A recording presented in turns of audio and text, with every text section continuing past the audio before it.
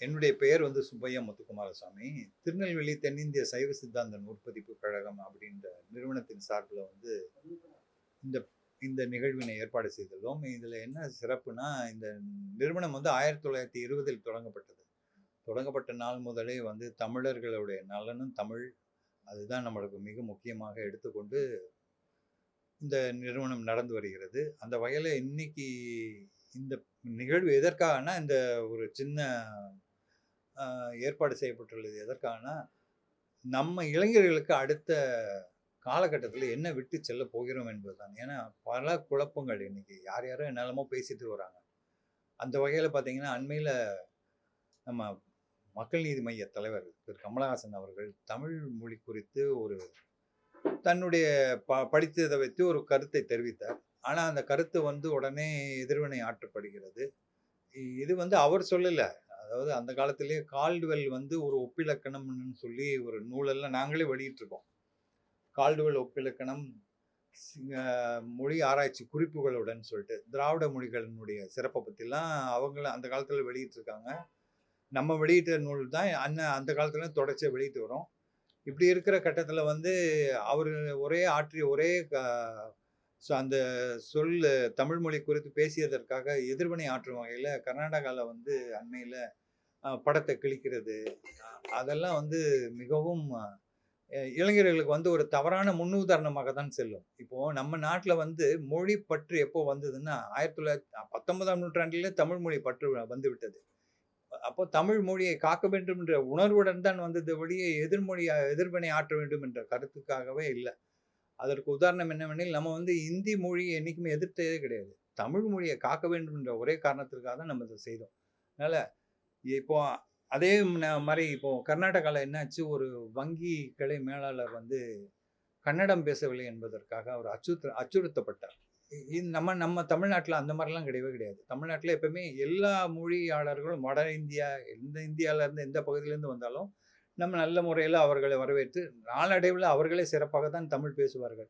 உதாரணத்துக்கு நம்மளுடைய இந்திய ஆட்சி பணியாளர்கள் எவ்வளோ பேர் அழகாக தமிழ் பேசுகிறார்கள். காவல்துறை அதிகாரிகள், உயர் அதிகாரிகள் நல்ல தமிழ் பேசுகிறார்கள். இப்படி இருக்கிற கடந்து வர சூழல்ல வந்து இன்னும் எதிர்வினை ஆற்றி என்ன நடக்க போகுது? மக்களுக்கு வந்து ஒரு பெரிய குழப்பம் ஏற்படும். இதனால ஒரு அச்சம் ஏற்படும் ஒழிய, நல்ல முன்னேற்றத்துக்கான நாடு முன்னேற்றம் அடைந்து செல்ல வேண்டிய காலகட்டத்தில, திருப்பி திருப்பி எதையோ ஒரு கருத்து தெரிவிக்கிறது வந்து அவங்க தனக்கு தெரிந்த கருத்தை தெரிவிக்கிறாங்க. எதிர்வினை ஆற்ற வேண்டுமானால் கருத்து மூலமாக தெரிவிக்கலாம்.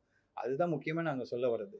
இதற்கு அடுத்தாப்புல என்னன்னா, முக்கியமா இங்க வந்து ஆ எப்பொழுதுமே வேற்றுமொழி மீது வெறுப்பு காண்பிக்க கூடாது. அதுதான். ஏன்னா வேற்றுமொழி வந்து வெறுப்பு நம்ம காண்பிப்பதே இல்லை. தமிழ் மொழி பற்று இருப்பது, அதனால வந்து வேற்றுமொழி வெறுப்பு இருக்கிறது என்று நம்ம சொல்லவே இல்ல. அதேபோல இன்னொரு பெரிய கூற்று இருக்கிறது. தமிழ் மொழி பற்று இருந்தால் தேசியம் வந்து நம்ம பற்று இல்லைன்னு. தேசிய பற்று இல்லாமல் இல்லை. அதற்கு உதாரணமாக அண்மையில கூட நமது மாநில முதல்வர் மாண்புமிகு மு.க. ஸ்டாலின் அவர்கள் என்ன பண்ணாங்கன்னா, பாகிஸ்தான் இந்த அண்மையில் நடந்த போர் முடிந்தவுடன் சென்னையில வந்து கொடி ஏந்தி ஒரு நடைப்பயணம் மேற்கொண்டார். அது எதற்காகன்னா, மத்திய ஆட்சியில் இருக்கும் அ தமிழக அதான் மத்திய ஆட்சியில் இருக்கும் நம்மளுடைய பிரதமர் மோடி அவர்களுக்கும், மற்ற ஏனைய அமைச்சர்களுக்கும் பாராட்டும் வகையிலும், அவர்களுக்கு ஆதரவு தெரிவிக்கும் வகையிலும் அந்த அ நடைப்பயணம் மேற்கொண்டார். அந்த மாரி தான் தொடர்ச்சியா நம்ம போயிட்டு இருக்கோம். அ இது எதற்காக முக்கியமா பதிவு பண்றேன்னா, திருப்பி ஒரே ஒரு இதுதான். இளைஞர்களுக்கு அடுத்த தலைமுறைக்கு நம்ம நல்ல செய்திகள விட்டு செல்ல வேண்டும். அது மிக மிக முக்கியமானது. சும்மா ஒரே குழப்பம். அ எதையாவது தமிழ் மொழி பற்றி பேசுகிறேன் இப்போ நம்ம 104வது வருடம் ஆச்சு. இன்னைக்கு வரைக்கும் நம்ம மொழியை பத்தினுடைய சிறப்ப தான் பேசினோமே ஒழிய, நம்ம வந்து ஒரு ஒரு போர் தொடுக்கும் முறையிலோ, இல்ல மற்றவங்களை ஏளனப்படுத்தும் வகையிலோ, எந்த வகையிலும் நம்ம செயல்பட்டதே கிடையாது. மொழியை பற்றின சிறப்பை கூறி மக்களுக்கு அதை எடுத்து சொல்லி மக்களாக அதை சிறப்பாக அதே அவங்க வாழ்ந்து வருகிறார்கள். அந்த வகையில நம்ம சைவ சித்தாந்த நூல்கள் இன்றும் செயல்பட்டு வருகிறது. இந்த தருணத்தில முக்கியமா வந்து 2 செய்தியினை பகிர விரும்புகிறேன். எப்படின்னா, மத்திய அரசு வந்து அண்மையில நூலகம் வந்து நம்ம தபால் வழி அனுப்பும் பொழுது, அந்த செலவுகள வந்து கூட்டிட்டாங்க. அப்ப என்னாச்சு அனுப்புறதே ரொம்ப சிரமமா இருந்துச்சு. ஒரு 5 கிலோ புத்தகங்கள் அனுப்ப வேண்டும் என்றால் 200, 300 எல்லாம் செலவு. அந்த நேரத்தில என்னாச்சுன்னா, புத்தகம் வாங்குவது குறைந்து விட்டது. அப்புறம் இப்போ வந்து கியான் போஸ்ட் அப்படின்னு சொல்லிட்டு ஒரு அறிவிப்பை புதிதாக அறிமுகப்படுத்தி, 5 கிலோ ரூ. 100 வரைக்கும் அனுப்பலான்ற அளவு கொண்டு வந்துட்டாங்க. இது ஏற்கனவே இருந்து நடைமுறையில 80ன்னு இருந்தது. இப்ப ரூ. 100க்கு கொண்டு வந்திருக்காங்க. இதனால வந்து மக்களுக்கு வந்து நல்ல நூல்களை தபால் வழி வாங்குவதற்கான வழிவகையும் ஏற்பாடு செய்யப்பட்டுள்ளது. மற்றொரு வேண்டுகோள் யாருக்குன்னா, நம்ம தமிழக முதல்வர் அவர்களுக்கு. அதாவது பதிப்புத்துறைக்குன்னு ஒரு ஒரு இது இருக்கிறது. என்ன சொல்றது? நலவாரியம்.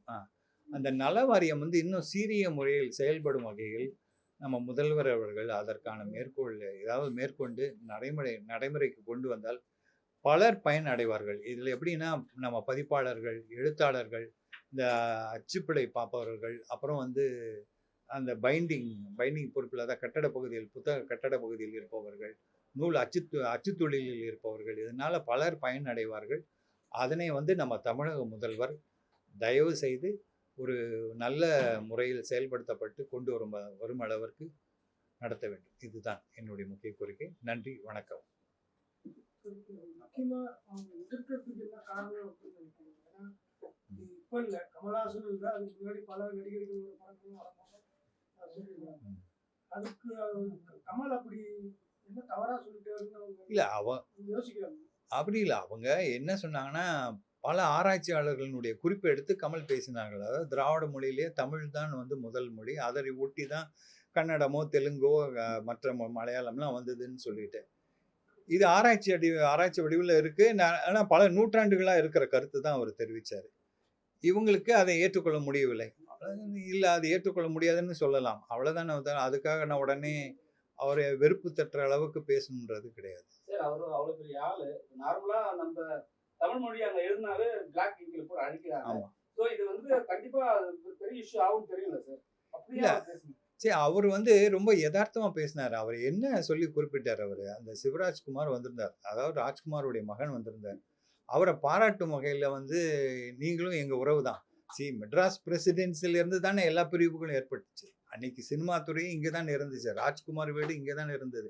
என்டிஆர் எல்லாருமே இங்கே தானே இருந்தாங்க. ஸோ அவர் திரைப்பட குடும்பம்ன்ற முறையில் அவர் பாராட்டி பேசினார் ஒழிய, மற்றபடி பெரிய பிரிவினை வரும், இந்த மாதிரிலாம் வரும்னு அவங்க கூட நிச்சயமாக எதிர்பார்த்திருக்க மாட்டார். இல்ல, பெரிய விஷயம் இதுதான். இப்போ நான் என்னுடைய கருத்து என்னன்னா, நீங்க வந்து ஒரு கருத்து வந்திருக்கு, அந்த கருத்துக்கு மறுகருத்து தெரிவிப்பதோட நிறுத்திக்கலாம் ஒழிய, அதுக்காக உடனே போய் மக்கள் இடையே வந்து பெரிய சர்ச்சைகளை உருவாக்கி அந்த அளவுக்கு போகக்கூடாது. இப்போ நம்ம நாட்டில் இருக்கு, நம்ம தமிழ்நாட்டில் இருக்கு, நம்ம பேசுகிற மொழியை நம்ம போய் உடனே மக்களிடம் போய் எதிர்ப்பு வினை ஆற்றி ரொம்ப அதை தீவிரப்படுத்துறது அதுதான் கிடையாது. இல்லை, அது வரணும். நடிகரோட போட்டோவை கிடைக்கிறதுலாம் என்ன இருக்குங்க? இல்லை, பொதுவாக எந்த நடிகர்னு கிடையாது, யாராக இருந்தாலும் சரி, கருத்து நம்ம நாடு வந்து வளர்ச்சி அடைய வேண்டும் என்ற ஒரே எண்ணம் இருந்தால் இந்த நிலை மாறும். இன்னும் பழைய நிலையே நம்ம போகணும், இன்னும் 1940க்கு நம்ம இந்திய நாட்டை கொண்டு போய் வைக்கணும்னா போராடுங்க, கிழிங்க, சண்டை போடுங்க, அசிங்கப்படுத்துங்க. திருப்பி நம்ம முன்னேற்றத்தை நோக்கி போகாமல் பல பின்னடைவுகளை நம்ம காண நேரிடும். ஒரு விஷயம் நடக்கும் போதெல்லாம் நம்ம தமிழ் மக்களை போய் தமிழ் மனிதர்களை போட்டு துன்புறுத்துறாங்க. அதை எப்படி பாக்குறீங்க? அதான், அது தவறு. அது ஒரு என்ன காரணம்னா, இப்போ இங்கே கூட தான் கர்நாடக மக்கள் இங்கே இருக்காங்க. நம்ம யாருமே வந்து எதிர்வினை பாராட்டி எல்லாம் நடக்குது, நம்ம பாட்டு போயிட்டே இருப்போம் மொழி. இப்போ அங்கே அவங்க அவ்வளோ தூரம் காவேரிக்கா பிரச்சனை பண்ணும்பொழுது கூட நம்ம இங்கே போய் அதெல்லாம் செய்யவே இல்லை. அந்த நிலை மாறணும். இப்போ நான் பார்த்தீங்கன்னா படித்தது கர்நாடகாவில் தான். எனக்கு கன்னடம் நல்லா தெரியும், ஹிந்தி நல்லா தெரியும். இப்போ அந்த மொழியை பற்றி நான் இன்னொன்று சொல்லணும்னு நினச்சேன். போகிறேன், நல்ல நினைவு ஓட்டுனீங்க. மொழி வந்து ஒரு சின்ன ஒரு டூல், அவ்வளோதானே ஒழிய அதை வைத்து ஒரு பெரிய அறிஞராக எல்லாம் மாற முடியாது. அதற்கு ஒரே ஒரு வகை வந்து ஒன்று தான். இந்த மொழியை வைத்து சண்டை போடுவதை நிறுத்திவிட்டு இந்தியம் அதனால தான் நான் சொன்னேன், தேசியமே நம்ம என்னைக்கும் விட்டு கொடுத்ததே இல்லை தமிழர்கள். எல்லாரும் பொதுவாக சொல்லுவாங்க தமிழ் மொழி. ஏன்னா நானே பார்த்துருக்கேன், ஒரு காவல் நிலையத்தில் வந்து காவல் நிலைய உயர் அதிகாரினுடைய அலுவலகத்தில் வந்து என்ன போட்டிருந்தாங்கன்னா, தமிழ் எக்ஸ்ட்ரீமிஸ்ட் மீட்டிங் அப்படின்ட்டு தான் போர்டில் எழுதி வச்சுருந்தாங்க. அதாவது அன்னைக்கு வந்து தமிழ் மொழியாளர்களுடைய ஒரு கூட்டம் நடைபெறுது, அன்னைக்கு அந்த மாதிரி தான் எழுதி வச்சுருக்காங்க. அப்படி கிடையாது, நம்ம வி ஆர் நாட் எக்ஸ்ட்ரீமிஸ்ட். எப்பொழுதுமே நம்ம நடுநிலையாக இருந்து நம்ம மொழிக்காக தான் நம்ம போராடி இருக்க முடியும். எங்கேயுமே நம்ம வந்து தீவிரவாதத்தை காண்பித்ததில்லை. அதனால் நீங்கள் சொல்கிற மாதிரி அந்த மக்கள் மீது ஒரு துவேஷம்லாம் பண்ணக்கூடாது. போதும், அதெல்லாம் நீங்கள் பண்ணிட்டீங்க. நீங்கள் இப்போ நம்மளை வந்து கன்னடத்தை நிச்சயமாக நம்ம வந்து அவமதிக்கல. ஒரு நல்ல அருமையான மொழி தான் அது, ரொம்ப சிறப்பாக இருக்கும். நான் தான் சொல்லுவேன், தமிழுக்கும் கன்னடத்துக்கும் ஒரு எல்லாமே நம்ம பான்னு சொல்ல, பணம்னா ஹனா அப்படின்வாங்க, பாலுக்கு ஹாலுன்னுவாங்க. கன்னடம்லாம் தெரியும், நமக்கும் தெரியும். நல்ல நிலையில இருக்கணுன்ற எண்ணம் இருந்தால்தான் இந்த நாடு வளர்ச்சி அடையும். இளைஞர்களுக்கு நல்ல நிலையை விட்டு செல்ல வேண்டும் என்ற எண்ணம் மேலோங்கி நிற்கணும். தொடர்ச்சியா வந்து நீங்க பாத்தீங்கன்னா அரசியலை தாண்டி அரசியலை பேசினா கூட ஒரு விஷயம் கொஞ்சம் அமைதியாடுறாங்க. ஆனா சினிமா துறையை தொட்டா மட்டும் பெருசா பூதகாரமா வெடிக்க காரணம். அப்புறம் என்னன்னா இங்க புஷ்பா படம் வந்து நல்லா ரிலீஸ் ஆகி நல்லா ஓடுது. கேஜிஎஃப்பும் நல்லா போகுது. ஆனா நம்ம தமிழ்நாட்டு படம் மட்டும் போனா மட்டும் பிரச்சனை பண்ணிட்டே இருக்காங்க. அது ஏன்? இதான் அந்த வகையில பார்த்தீங்கன்னா, அவங்க மனநிலையில மாற்றம் ஏற்பட்டால் ஒழிய வரவேற்க மாட்டாங்க. இப்ப நம்ம வந்து எதையுமே பொதுவா எந்த ஒரு துறையுமே நம்ம வரவேற்போம். நீங்க சொன்ன மாரி தான் அந்த புஷ்பாவாக இருக்கட்டும், இல்ல கேஜிஎஃப்பா இருக்கட்டும், நிச்சயமாக அந்த நடிகரை நம்ம இங்க கொண்டாடுனாங்க மக்கள். நம்ம வந்து பொதுவா எந்த ஒரு துறையுமே ரசிக்க தான் விரும்புவோமே தவிர, அத வந்து ஒரு வெறுப்பு தட்டுற அளவுக்கு நம்ம போகவே மாட்டோம். பிடிக்கலன்னா ஒதுங்கி நிப்போம். இவங்க வந்து ஒரே ஒரு காரணம் என்னன்னா, கர்நாடகாவினுடைய வளர்ச்சியில தமிழர்களுடைய பங்கு வந்து பெரிய அளவுல இருந்தது. அந்த நேரம் பார்த்தீங்கன்னா, பெங்களூரினுடைய வளர்ச்சியில தமிழரின் பங்கு பெரிய அளவுல இருந்தது. அது காலகட்டத்தில அத உணர்ந்து திருப்பி நெறைய கன்னடர்கள் வந்து பெங்களூருக்கு வந்து செட்டில் ஆகும்போது, அதை ஏற்றுக்கொள்ள முடியவில்லை. உண்மைதான். இன்னைக்கும் பார்த்தீங்கன்னா, நம்ம தமிழ்நாட்டிலேயே ஒரு அடுத்த மாநில ஓரமா இருக்கிற பகுதியில வந்து அவர்களுடைய ஆளுமை இருக்கத்தான் செய்யும். இப்போ ஒரு உதாரணத்துக்கு எடுத்தீங்கன்னா, இங்கே நம்ம திருத்தணி பக்கத்துல ஒரு அருமையான ஊர் இருக்கு. சின்ன ஊர் தான். மங்கம்மா சத்திரம்னு நெனைக்கிறேன். அங்க வந்து அதிகமா தெலுங்கு பேசுறவங்க இருப்பாங்க. அதுக்காக நம்ம போய் உடனே அங்க போய் நீங்க தெலுங்கு பேசுறீங்களே நம்ம வெறுப்பு இல்ல. அது நான் வரைபடத்துல பிரிக்கும் பொழுது மங்கம்மா சத்திரம் நம்மிடம் வந்து விட்டது. அதுக்காக அங்க இருக்கிற அந்த எந்த மக்களா இருந்தாலும் நம்ம வெறுப்பு காட்டக்கூடாது. நம்ம அரவணைச்சு கொண்டு போக வேண்டியது நம்மளுடைய கடமை என்ற உணர்வு அரசியல் அதுதான். அங்கதான் இவங்க என்ன பண்றாங்கன்னா, ஒரு சின்ன அளவுல போய் ஒரு பாலிடிக்ஸ் பண்ணிடுறாங்க. இப்படி பண்ணா அது ரொம்ப சிறப்பா இருக்கணும். அது கிடையாது. அரசியல் அதுவல்ல. மொழி மீது பற்று இருக்க வேண்டும். இல்லை என்று சொல்லி அதனால மொழி பற்று என்று சொல்லிக்கொண்டு பிற மொழியாளர்களும் வெறுப்பு காட்டுவது தவிர்க்க வேண்டும். சில வருஷத்துக்கு முன்னாடி சார் காதல் பிரச்சனை வந்தது. அப்போ வந்து ஒரு கிளாஸ் தண்ணி கூட தரக்கூடாதுன்னு சொல்லியிருந்தாங்க. ஆனா சிலம்பரசன் என்ன பண்ணாருன்னா, ஒரு கிளாஸ் தண்ணி பக்கத்துல கொடுங்க. அதெல்லாம் சால் ஆகும்னு சொன்னாங்க. ஸோ அவங்களோட ரசிகர்களும் சேர்ந்து எல்லாருக்கும் கொடுத்தாங்க. அது வந்து ஒரு பெரிய பேசும் பொருளா ஆச்சு. அந்த பிரச்சனை கொஞ்சம் தீர்ந்தது.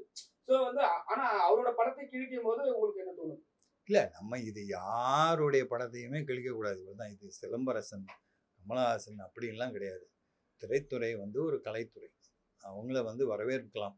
அதுக்காக எதிர்வினை ஆற்றன்னு சொல்லிட்டு அவங்க எது செய்தாலும் கடைசியில நம்ம எதிர்வினை ஆற்றாம என்ன சார் பண்றது? இல்ல வேண்டாம். நமக்கு அதற்கான சூழலும் அதற்கான சூழல் நம்ம அப்படி ஏற்படுத்தினீங்கன்னா நாட்டுல நல்லது நடக்காது. சார் இல்ல நான் என்ன கேக்குறேன்னா, தனிப்பட்ட முறையில் நானே என்ன கேக்குறேன். இல்ல எல்லா நான் தொடர்ந்து நான் அடி வாங்கிட்டே இருக்கணும். அதே மாதிரி தான் சார் பாகிஸ்தானும் பண்ணியிருந்தாங்க. இப்ப வந்து மோடி திருப்பி கொடுக்கலையா? கொடுத்தோன்னு அமைதியாகலையா? அது வேறு இது வேறு. அவங்க என்ன இருந்தாலும் அது வந்து வேற்று நாடு. அதுவும் ரொம்ப கட்டாய சூழலில் தான் அது ஏற்பட்டது. ரசிகர்கள் வந்து அது புரிஞ்சுக்கிறாங்க. அரசியல்வாதிகள் புரிஞ்சுக்க மாட்டாங்க. ரசிகர்களே வந்து அதான் நான் சொன்னேனே, இது ஒரு பிட்டி பாலிடிக்ஸ்ன்னு சொல்லுவாங்க. அதை வந்து தவிர்க்கணும். அது நாளடைவுல புரியும். அவங்களுக்கும் புரியும். அது புரியாம போகாது. எங்கேயும் போக மாட்டாங்க. நம்ம வந்து என்ன இருந்தாலும் அவர்கள் வந்து இந்தியர்களை நாம் என்ன நினைக்கிறோம்? நம்மளுடைய சகோதரர்களா தான் நம்ம நினைக்கிறோம். அது தொடர்ச்சியாக நம்ம அப்படியே தான் இருக்க போறோம். தேசியத்தை விட்டு கொடுக்க போவதில்லை. மொழி மீது பற்று இருக்கதான் செய்யும். நீங்க என்ன செஞ்சாலும் சரி, அடிச்சாலும், தூங்குனாலும், படுத்தாலும் ஒரு அடி அடிச்சனா அம்மான்னு தான் கூப்பிடுவான். இதுதான் நம்மளுடைய இது. அதனால அருமையா இருக்கணும். அவ்வளவுதான். எதுங்க? இல்ல அப்படி கிடையாது. அவர் வந்து ரொம்ப மிக அழகாக ஒரே ஒரு வார்த்தையை சொல்லிவிட்டார். என்ன சொன்னாருன்னா, மறுநாள் வந்து இதை அரசியல் ஆக்கி விடாதீர்கள்.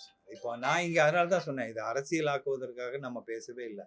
என்னுடைய கவலை எல்லாம் இளைஞர்களுக்கு நம்ம என்ன விட்டு செல்ல போகிறோம். அடுத்த கட்டக்கால இளைஞர்களுக்கு நல்லதை கொண்டு சேர்த்தாதான் அவங்க நல்ல வளர்ச்சி அடைவாங்க. அந்த காரணத்துக்காக தான் இந்த நிகழ்வும் ஏற்பாடு பேசும்போது என்ன சொன்னாருன்னா, நீங்க அடிச்சுட்டே இருந்தா நாங்க என்னதான் பண்றது? சரிங்க, ஒரு நல்ல ஒரு ஆக்டரை வந்து திருப்பி பின்பற்றினே இருக்கிறீங்களே, நாங்க திருப்பி பதில் கொடுக்கணுமான்னு கேட்கிறாரு. அதெல்லாம் அப்படி நீங்க செய்ய ஆரம்பிச்சேன்னா எந்த ஒரு இதுவும் நல்ல முடிவுக்கு வராது.